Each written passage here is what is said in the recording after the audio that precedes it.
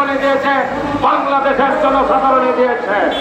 তাই আমি মনে করি আপনারা আমাদের এই বেসরকারি প্রাথমিক বিদ্যালয়ে শিক্ষকগণের মুখের দিকে তাকিয়ে, তার পরিবারের দিকে তাকিয়ে, বাংলাদেশের উন্নয়নের দিকে তাকিয়ে শিক্ষার হার বৃদ্ধির লক্ষ্যে অতি দ্রুত আমাদের সাথে একাত্মতা পোষণ করবেন এবং আমাদের দাবিগুলো মেনে নেবেন।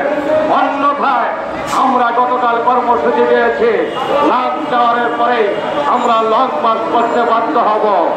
তখন কিন্তু শত বাধা বিপত্তি আসলেও আমরা পিছু পা হব না। এটা মনে রাখবেন, আপনারা যে চেয়ারে বসেছেন সেই চেয়ারে কিন্তু ইতিমধ্যেই চাকরি শুরু হয়ে গেছে। যদি সারা বাংলাদেশের এই শিক্ষক সমাজ জেগে ওঠে তাহলে আপনার ওই মস্তক কিন্তু থাকবে না, মস্তক ভেঙে চলে খান খান হয়ে যাবে। কারণ জনগণ আপনাকে যে আশার ভরসায় আজকে গতিশীল করেছিলেন, ক্ষমতায় আসীন করেছিলেন, আপনারা বলেছিলেন আমরা বিভিন্ন সেক্টরে সংস্কার করব, কিন্তু সেই সংস্কার কোথায়? আমরা তো শিক্ষা ক্ষেত্রে সেটা দেখতে পাচ্ছি না।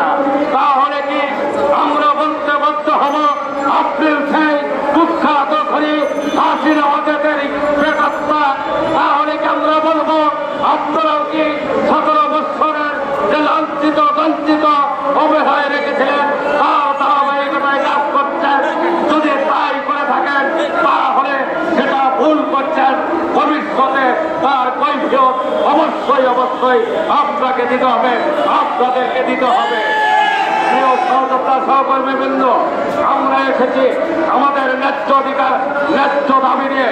আপনার কাছে আমার বিনয়ের সাথে অনুরোধ থাকবে, আপনারা কি